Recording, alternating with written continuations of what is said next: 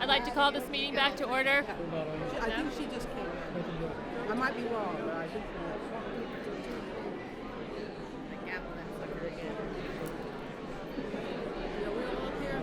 we're all here. Go for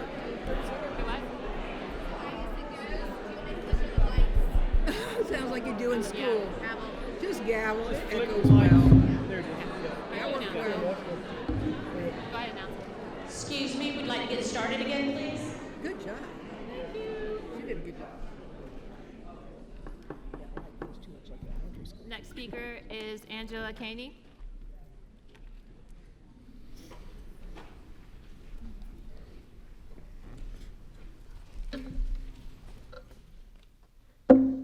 Good evening.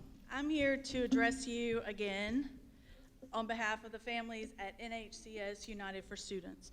Over the last 16 months, we've come before you pleading for accountability, transparency, and compassion for the victims of sexual assault in our school. We've asked repeatedly for a third-party investigation, for a survey of students to identify child predators in our school. 6 of the 7 of you have denied both. Doing so would have likely served as prevention of many of our latest victims. Yet you continue to perpetuate a school environment where administrators follow your lead and discourage students from disclosing allegations of abuse, and put people in power that threaten staff that do attempt to protect children and refuse to be a part of this vicious cycle. And still, we patiently wait. We're certainly relieved to hear of perpetrators like Peter Franks and Michael Kelly being finally persecuted and faced with retribution for the heinous crimes against children. And while we certainly don't view it as a justifiable consequence to pay $250,000 to a man who has been an integral part of corruption in our school system for years to leave quietly, we're still happy to see Dr. Markley go. We're equally as thrilled to see his partner in crime, Rick Holliday, leave his reign of terror as the deputy superintendent, even if only by his choice without resolution. We're grateful for people like Judy Justice, who've remained true to her values and supported our family since day one as a board member, and who continues to do so despite constant attacks from her constituents. We're encouraged to have Mr. Lewis as our Title IX director, and while we feel it's virtually impossible for him or anyone to do this job effectively in this arena without the proper resources, we believe it is his genuine intentions to do his best. We're hopeful to hear that Dr. Burns has been brought in as our interim superintendent and know that his reputation precedes him. His background in seeking justice, promoting diversity, and demanding accountability in other counties where there have been similar challenges will no doubt prove beneficial. We would, however, ask the board that you stop and consider how your words and actions affect others, and how when you repeatedly dismiss what has happened to child victims of sexual assault without an ounce of remorse, responsibility, or reform, disregarding them as though they're unimportant and acting as though you are the victims rather than them, it's counterproductive. We can't make plans for the future until we've reflected and remedied the transgressions of the past. I'd encourage you to stop listening to your expensive attorney, Mr. Bullard, and listen to your conscience instead, and validate the concerns of these families, hold accountable those responsible, promote the healing of the victims, and actively attempt to eradicate our school system of child predators. It may be advantageous to consider actually working with us instead of against us, as though we are the enemy, to regain trust and help create safer schools. Otherwise, all that positive change that you speak of is just more of the same empty words, and our children deserve more than that. Thank you.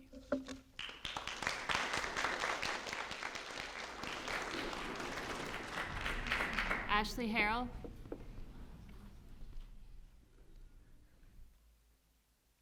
Hi, I'm Ashley Harrell. I am a New Hanover County resident, have been for more than 2 decades. I have 2 children in public education, a 5th grader and a 10th grader. I'm a former PTA president. I've served on your councils in the past. I spend countless hours volunteering inside the schools. We have amazing teachers, we have amazing administrators, but we have had a few bad actors. And as a result, I want to ask you, thank you, Dr. Burns, for joining us. I want to know what you're going to do going forward with people that have already been allegations brought against them and investigated in the past 2 decades that were cleared, that have been moved to different schools, that have been given maybe different jobs, but still have contact with students. I'd like to know if you're going to investigate again, if you're going to bring in a third party to do this investigation, or if we're looking at the same people that did the investigation the first round. I also would like to know how quickly you are turning in the allegations that you're receiving on your your new app or whatever it is, and actually getting the investigations going in the school systems. We currently have people that have harmed children, or there are allegations against them, that are currently with students day in and day out. I'm at an elementary school where I've vetted all of the people. I've been there for 10 years with my 2 kids. I know everybody that comes in contact with my kids. But now we're going to middle school. And it's very difficult as they get into these upper grades to be able to know who the coaches are, who the teachers are, be able to make 5 p.m. meetings when you're working. I vet on my own time, but when I send my children to you, I am banking on you doing your jobs, vetting these individuals, following these complaints, taking the victims seriously, and then being transparent with the parents that are all here with what is going on. So as I send my child to middle school next year, I'm hopeful that with Dr. Burns' help, you guys will be able to express to us in meetings forward what it is you're actually implementing that's changing the current environment, what's going to be done differently going forward, and how you're going to address the people that have already been identified. The other thing I would like for you to make sure that you address going forward is how you're going to protect our staff members that are coming forward to administrators and identifying problems, identifying potential issues that are looking at that are seeking retribution against them, that are getting in trouble, that are basically, you're shutting down an open dialogue. You're turning away the people that are in the school systems daily that are telling you there are problems. If you don't listen to your staff members, who are you going to listen to? If you don't listen to the parents, who are you going to listen to? I'm a public education proponent, but I'm going to pull my kids out if I don't feel like you are going to keep them safe. As a victim of abuse in my childhood, I've taken every step to keep that from happening to my kids, and it should not happen when I send them to school. So please take this seriously and answer our questions going forward. We shouldn't have to come to meetings every month to feel like you guys are doing something about it. And I would also ask that you implement training for your administrators and staff members so that they do not further victimize people that are coming forward with allegations, so that they are clear on the right ways to handle these children. You're talking about trauma-informed schools. Make sure you're doing that on the basic level as these children come to you, letting you know, as the people in charge, that something has gone wrong. Please take it seriously. Thank you.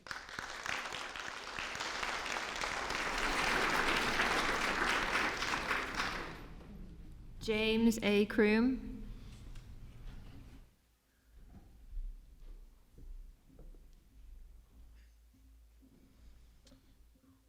Hi, I'm Jack Croom, a former player of Richard Foy's, and I would like to say a few words on the impact he has had on me and the person he is. When I think of Coach Foy, I think of one of the most compassionate and kind people I know. At first, he was just my baseball coach, but now I look at him as family. He always puts others first, and I would do anything for him. All these things come to mind, but I cannot think of one negative thing. He would stay after practice with me and whoever else would want extra work. He wouldn't complain or tell us it's too late. He would just let us work because he truly cares. Doing this would force him to stay at the field, working late hours of the night, away from his family, but not once did I ever hear a complaint or telling me that he couldn't help me. The baseball is a huge part of him and how he impacts others. It is nothing compared to the other impacts he has had. Coach Foy is the most welcoming person you might ever meet, and he is nice to everyone and never judgmental. He looks out for his players' best interests off the field, though that is not a requirement of his job. He makes sure to instill knowledge in all of his players on how to carry themselves off the field and the right way to go about your life. He will always make sure that when we are done with baseball, that we will be great fathers and husbands, and that we will treat everyone the right way. Despite all this stuff going on, he never fails to text or call me once or twice a week to talk about baseball or anything else that is going through my mind. Though he's going through so much, he's always willing to call and help. And it never fails that when he hangs up, he says, "Call me if you need anything," and I mean anything. Without Coach Foy, I would not be half the person I am today on and off the field.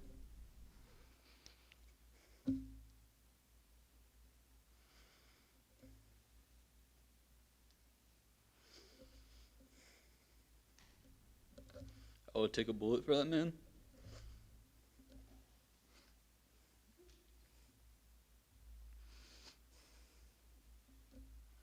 And I promise promise you, he would never do anything to hurt anyone.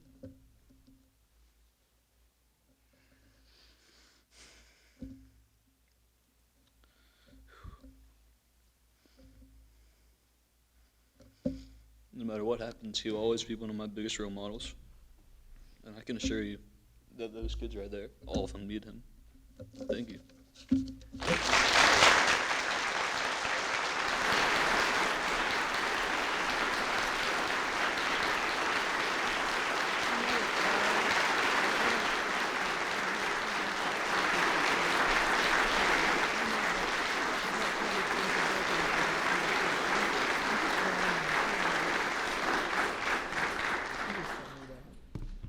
Crew.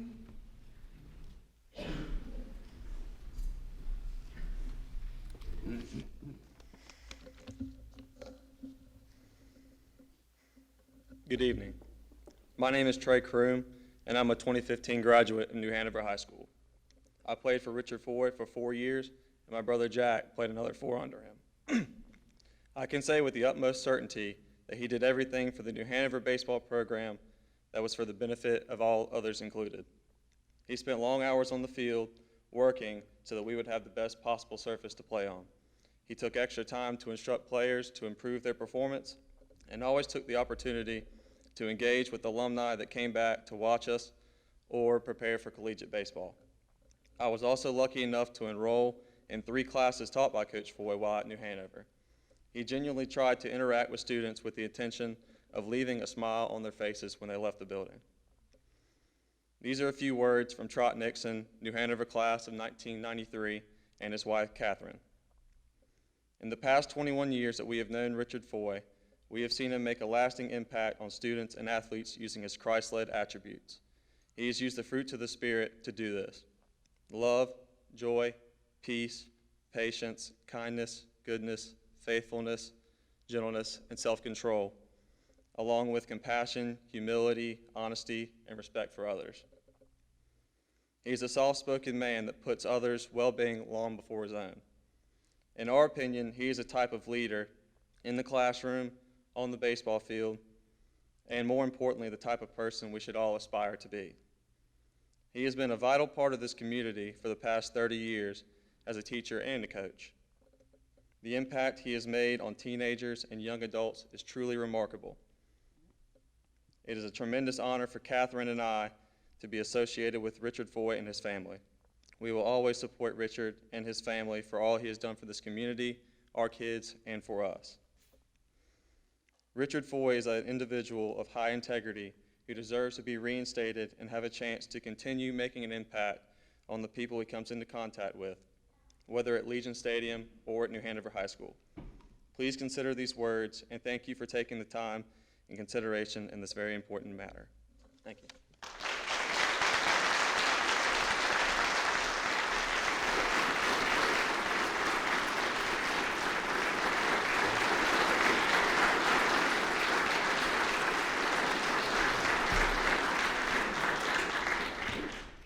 Dante Murphy.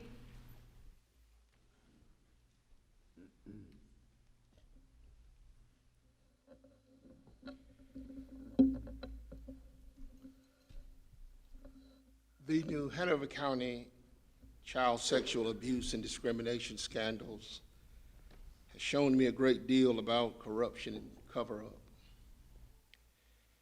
It is to the point that it makes me somewhat sick when I hear some of you say that you care about students and they are your main priorities.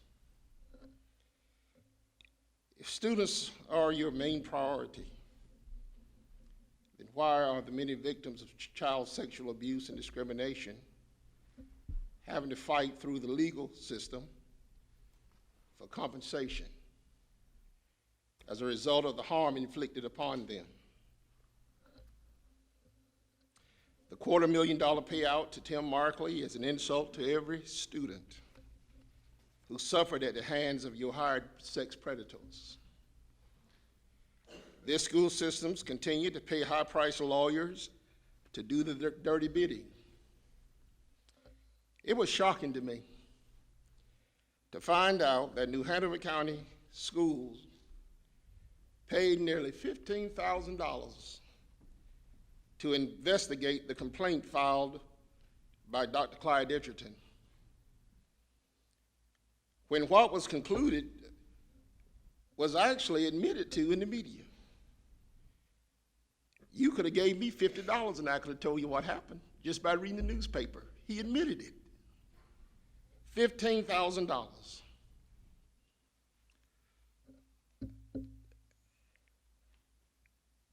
Chairwoman Eastep, you have expressed the desire to move on. Two things I want you to consider if that's going to happen. One, you should consider giving your longtime fixer, Attorney Wayne Buller, consider giving him $250,000 to resign also. And lastly, compensate the victims. Compensate the victims. It would be an insult to make them fight through court to be compensated. If you all allow that to happen, it speaks to how much you really care about students. They were your hired teachers.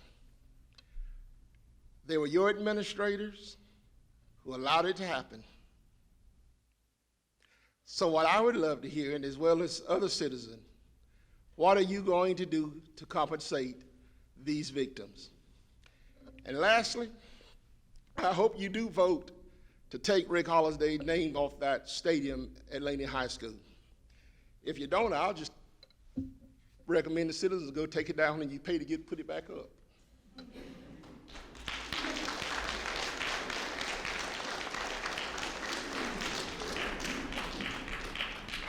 Michelle Hildurth.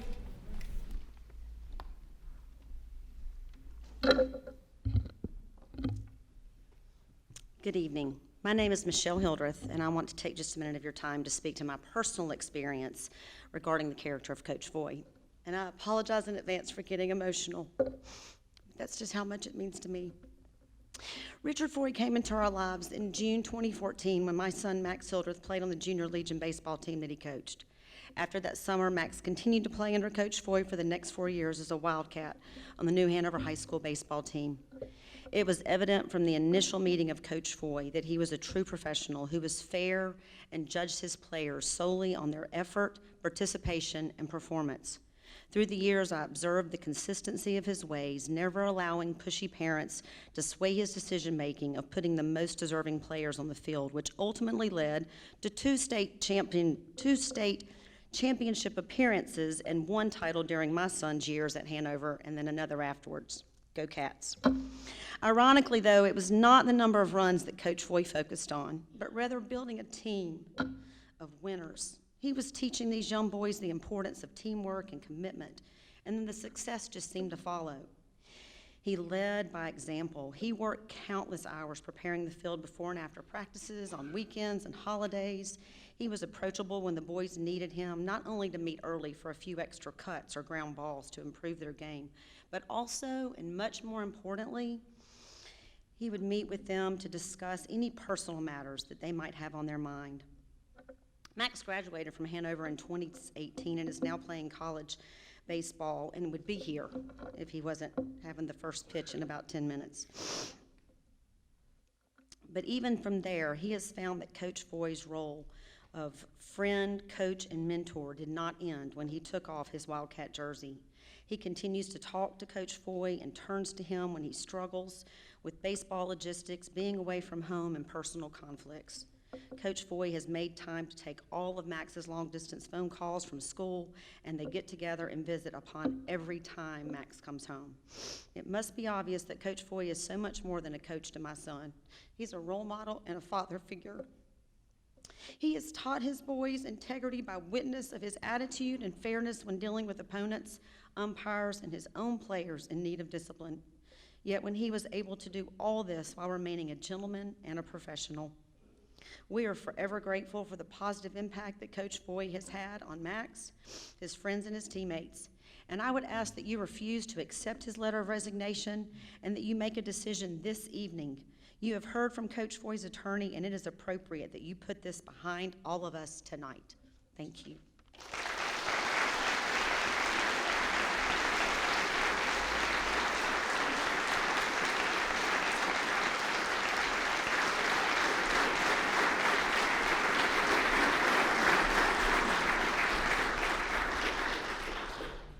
Chris Meek.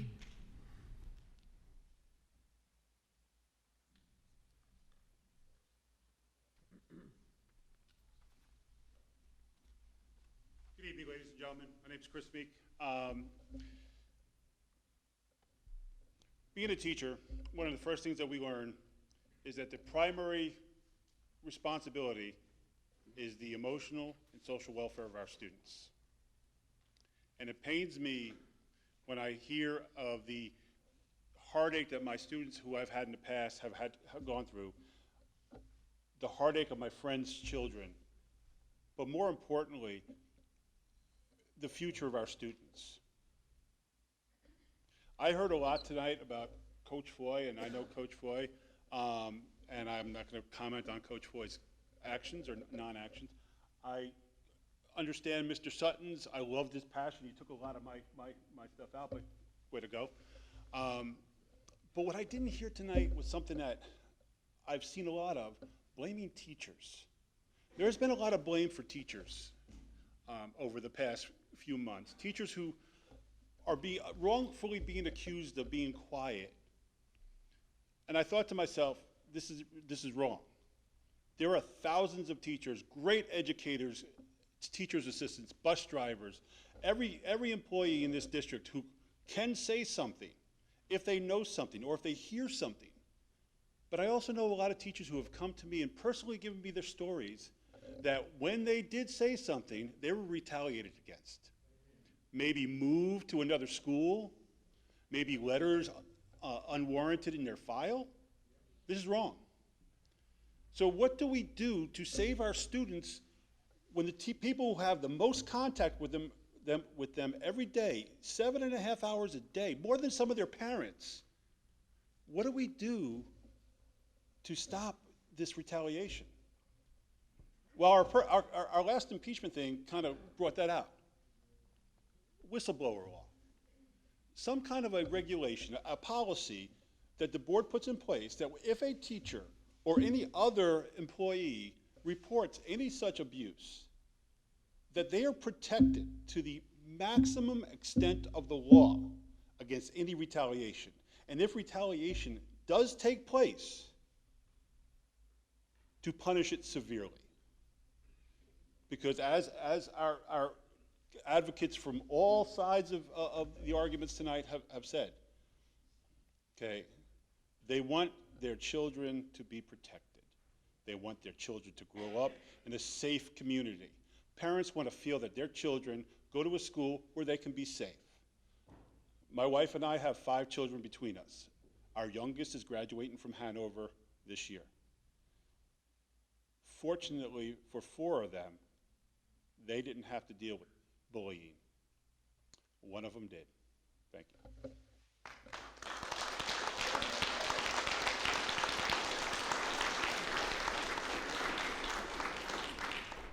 Jake Cuba.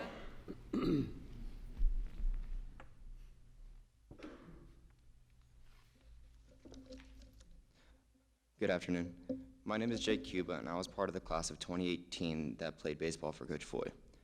I'm here tonight to talk about how his amazing coaching abilities affected many, but also just amazing of how amazing of a person Coach Foy is.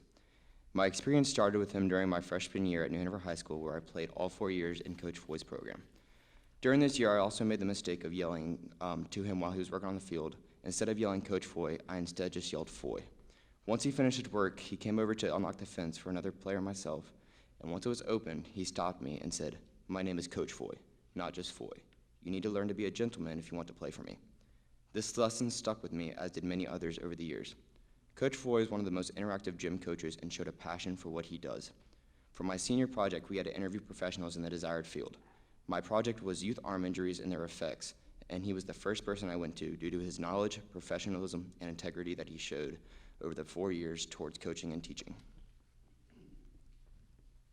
Coach Foy has shown more passion in the baseball program at New Hanover High School and to its players and families than some do to their own families when they go home at night. I am so proud to have been part of such a great baseball legacy.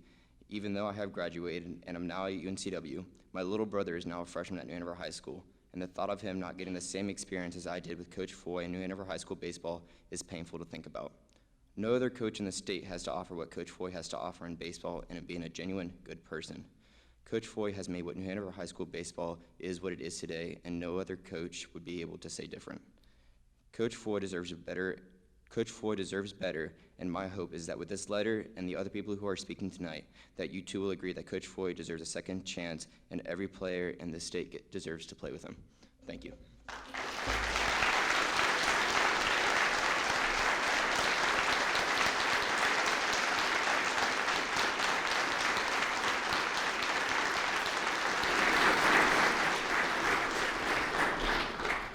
Amanda Boomersheim.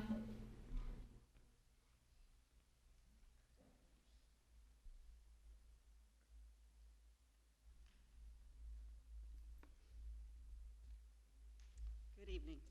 My name is Amanda Boomersheim, and my husband and I have two daughters at the International School at Gregory. I'm here to share with you our concerns regarding safety and communication with New Hanover County Schools.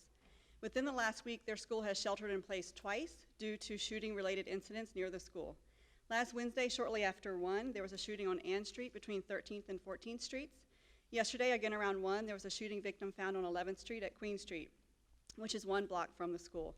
While I fully understand that the school district has no control over shootings in the county or the location of its schools, some of the aspects of how students and staff were handled during and after these shootings are truly alarming. Last Wednesday, 5th graders were at recess during the shooting just a block away from the recess field. Before the school was able to shelter in place, 4th graders started their recess time outside. Once the shelter in place was activated, the students sheltered in empty first grade classrooms and then returned to their rooms to prepare for dismissal. Parents were not notified of the need to shelter in place until 3 p.m., 2 hours later, and it seems only 5th graders received a letter the next day explaining what had happened. I was astonished to learn that 4th graders returned to school on Thursday and Friday to a teacher that berated them during the morning meeting, telling them how mad she was at them, and accused them of exaggerating what had happened on Wednesday following the shooting in order to make a juicier story. Needless to say, such behavior is unacceptable and unprofessional on any normal day, but is even more so following a traumatic and scary event, since it adds to the psychological trauma the children have experienced. It wasn't until Friday afternoon that school counselors met with them to discuss Wednesday's shooting and subsequent shelter in place. Fast forward to yesterday when my 4th grader was at recess when a shooting victim was found on 11th at Queen. This is just a block away from Williston and Gregory's campus. Gregory quickly sheltered in place, and parents were notified within 30 minutes of the event. While Gregory was sheltering in place at 1:20, my 6th grader was at Williston along with all the other Gregory 6th graders. This is what she told me about her experience yesterday. Her elective class was ending at that time, so they were about to transition from Williston to Gregory through the Williston courtyard. There was no shelter-in-place message at Williston, so they were sent back to Gregory as usual. Normally, a Gregory teacher meets them in the courtyard to walk them back to Gregory. Yesterday, no teacher showed up, presumably because they were sheltering in place at Gregory, so they waited in the courtyard for a teacher to come. While waiting, a Williston staff member called them back inside, then told them to wait in the hallway. At this point, Williston was still not sheltering in place. The Gregory Middle School students were being loud in the Williston hallway, so the Williston teacher sent them back out to the courtyard to wait, all while Gregory was still sheltering in place. The students then again attempted to get back into Gregory, but since all doors are locked, they were unable to do so. A Williston teacher saw them outside and told them to hurry to Gregory where they would be safe. This was the first time there was a hint that something was not safe, so the students began to run. They banged on the door until the shelter in place at Gregory was lifted, and then a teacher let them in. They were then reprimanded for being late to their next class, with no discussion or concern for what they had just experienced, being stranded outside just blocks from where a shooting victim had been found. In talking to staff and students at Williston, it appears they never sheltered in place at Williston yesterday. This is not the first time that one school has sheltered in place while the other did not. On October 23rd at 2:50 p.m., I happened to be in the Williston main office when it sheltered due to gunshots nearby, but Gregory never sheltered, even though middle school classes were still in session. We are asking for your help to improve communication during and after events such as these. Communication between administration and staff, between schools and parents, and between staff and students. We are also asking that the district fund door buzzers and cameras so that children no longer get stranded outside at Gregory.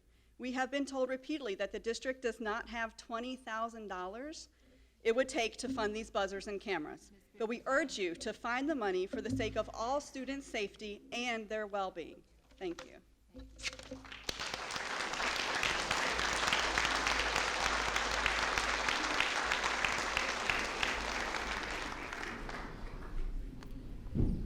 Christina Lewis.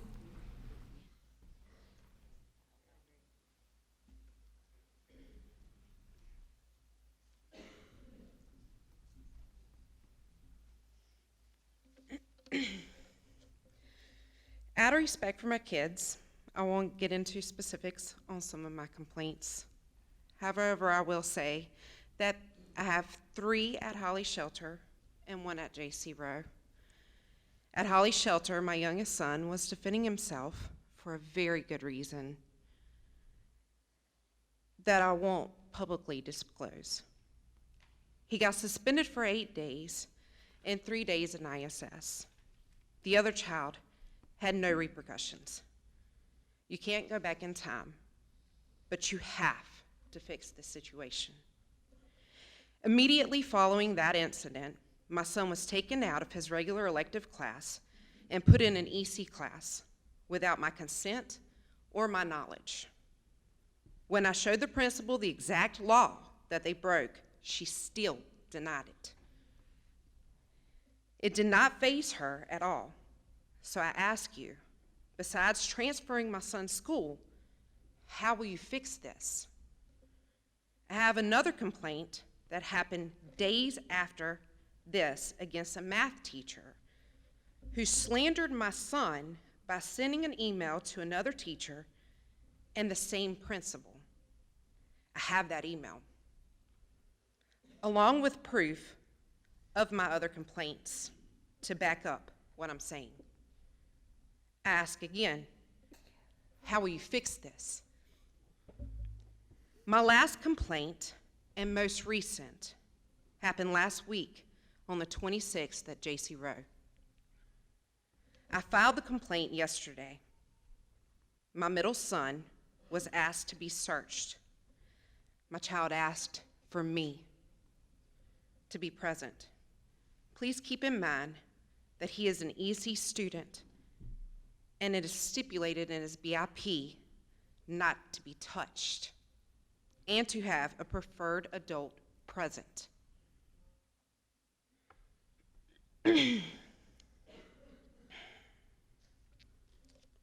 Sorry. Neither one of these were followed. The SROs then grabbed my son by the arm, slung him on the ground, and handcuffed him. My son still has bruises on his body today. His clothes were ripped. His shoes were ruined by paint. And I haven't even began to explain the mental distress that this has caused. If you don't have a special needs child with my son's specific disabilities, and there's a lot of them, you just don't understand what something like this does to not only him, but my entire family. So I ask you again, and hopefully for the last time, how are you going to fix this? You have the power and you have the authority to stop it. As for my children, they've been through enough. Stop it here. Stop it today. Thank you.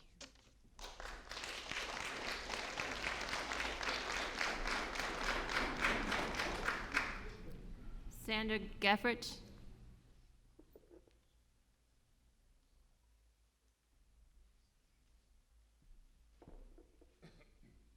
Good evening.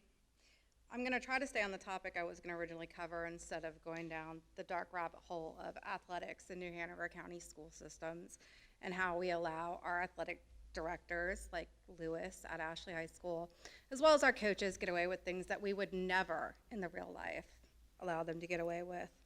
Instead, I'd like to talk about background checks in New Hanover County schools. As we fight to rid the schools of pedophile teachers, corrupt admins, and ineffectual and often on the wrong side of the legal board, lawyer, and bulk of the board, I'd like to question the integrity of keeping Stephanie Markley overseeing the background checks for the schools. I would like the board to explain to me how teachers with previous arrests have passed the background checks. If you pull up your own policy, it says arrest involving children will, whether they're found guilty or not, will always disqualify you. Oates was arrested for kidnapping and forcible rape. Whether he was convicted or not, he should have been disqualified. But Stephanie Markley is in charge of background checks. Who's in charge of Stephanie Markley? Who's verifying her background checks? And beyond just who we have in our schools, let's talk about our parents. Let's talk about our volunteers. I'm a certified volunteer in New Hanover County School. Let me explain to you how you become a certified level 2, allowed to be alone with students, volunteer in New Hanover County School. I've been here 11 years. First time I ever heard of doing this was 6 years ago when my kids started high school band. I'm certified to be alone with students and go on overnight trips with the school. All I did was go online, pay a $20, might be $25 fee, enter my social security number, my name, and my address. Lo and behold, 2 weeks later, I have a secured card. At no time does anybody ever meet me, verify that I am who I am. I could put your social security number, your name, and your address, and you'd have a card. My ID has no picture. Not that anybody's ever asked to see my secured verified ID when I chaperone or go into the schools. Has no picture. Anybody could take my card, go into the school, be me, and be alone with our students. I think that there is a major issue with our background check system in New Hanover County schools. There is no other county that I know of in North Carolina or Virginia, including ones with more cows than people, that do not meet the people that they put through a background check. I can't understand how we can say somebody is vetted, but we don't know who they are. Keep our kids safe. That's all I'm asking.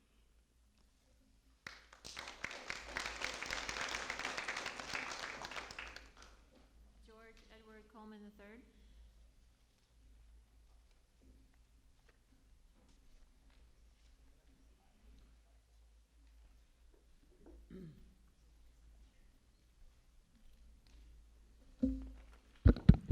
Madam Chairwoman, members of the board, Mr. and Superintendents, my name's Edward Coleman.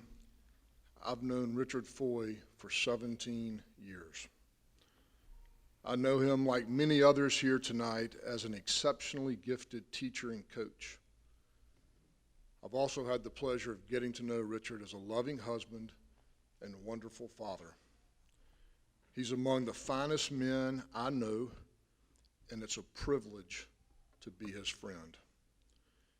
In my 17 years of knowing Richard well, I've never seen him be the least bit aggressive toward anyone.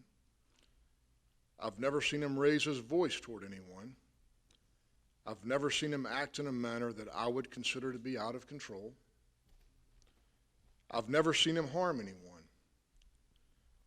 I've never seen him act in anger. I've never seen him show malice toward anyone. I've never seen him threaten anyone. Richard has been a teacher and coach in the New Hanover County school system for many years. You have access to his personnel file. You have access to administrators, teachers, and school personnel who know Richard well. I hope that you'll use that access to learn more about Richard's character. I'm confident that you will find opinions consistent with those I and many others have expressed here tonight. I simply ask each of you to do your own due diligence. Richard just turned 61 a few weeks ago. He's worked as a teacher and a coach for over 25 years. He's coached youth baseball for many more years than that. He's been around thousands, perhaps hundreds of thousands of children, including my own. The only issue I'm aware of ever being raised concerning his conduct is the one that has led all of us here tonight. And there are mitigating circumstances surrounding that incident. This is a serious matter. It's one that requires each of you to pause and take a very hard look and get it right and return Richard Foy to New Hanover High School. I appreciate your hard work. I know this is not an easy job. I appreciate you expanding the agenda tonight to allow everyone to be heard. And thank you for your time.